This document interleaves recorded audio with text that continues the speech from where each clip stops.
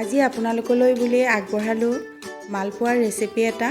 Baking powder, baking soda একো ব্যৱহাৰ নকৰাকৈ কেনেকৈ আমি ফুলা লগতে কোমল মালপোৱা বনাই খাব পাৰোঁ তাৰে ৰেচিপি এটা আগবঢ়ালো। আশা কৰোঁ ৰেচিপিটো আপোনালোকে শেষলৈকে চাব আৰু ভাল পালে লাইক, কমেণ্ট, শ্বেয়াৰ আৰু চেনেলটো ছাবস্ক্ৰাইব কৰিবলৈ একেবাৰেই নাপাহৰিব।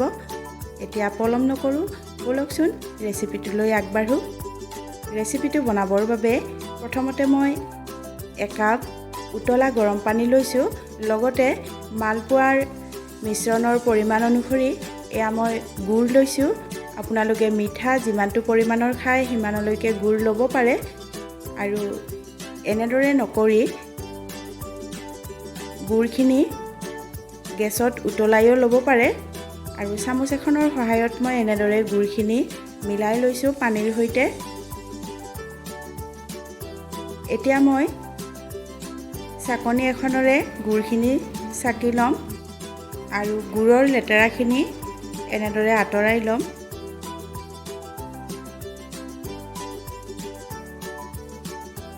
এতিয়া বাউল এটা লৈছোঁ, 2 কাপ লৈছোঁ শালি চাউলৰ পিঠাগুড়ি, ভাত খোৱা চাউলৰ পিঠাগুড়ি আৰু 1 কাপ লৈছোঁ ময়দা।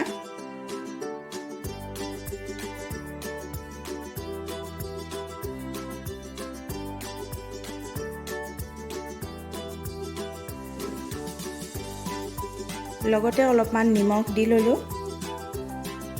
আৰু ভালদৰে মিশ্ৰণটো মিক্স কৰি লৈ এতিয়া বনাই ৰখা গুড়ৰ মিশ্ৰণৰ সৈতে গোটেইখিনি ভালদৰে মিক্স কৰি ল'ম।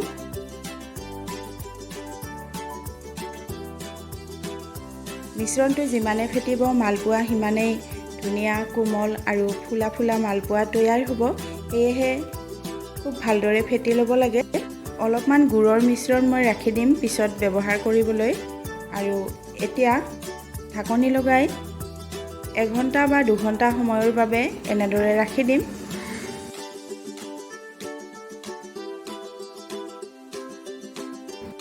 সম্পূৰ্ণ 2 ঘণ্টা ৰখাৰ পিছত প্ৰথমতে মই কেৰাহীত ৰিফাইন তেল গৰম কৰি ল'ম আৰু এতিয়া মিশ্ৰণটো চেক কৰি ল'ম। যদি শুকান পিঠাগুড়ি হয় তেতিয়া বেছিকৈ ডাঠ হ'ব আৰু গুড়ৰ পৰিমাণো অলপ সৰহকৈ লাগিব। এয়া চাওক, মিশ্ৰণটো মোৰ অলপমান ডাঠ হৈছিলে। পুনৰ গুড় মিক্স কৰি লৈ মালপোৱা বনোৱাৰ আগত পুনৰ মই মিশ্ৰণটো ফেটি লৈ এয়া গৰম তেলত এনেদৰে হেতা এখনেৰে দি লৈছোঁ। এয়া চাওকচোন কিমান ধুনীয়াকৈ ফুলি উঠিছে দিয়াৰ লগতে।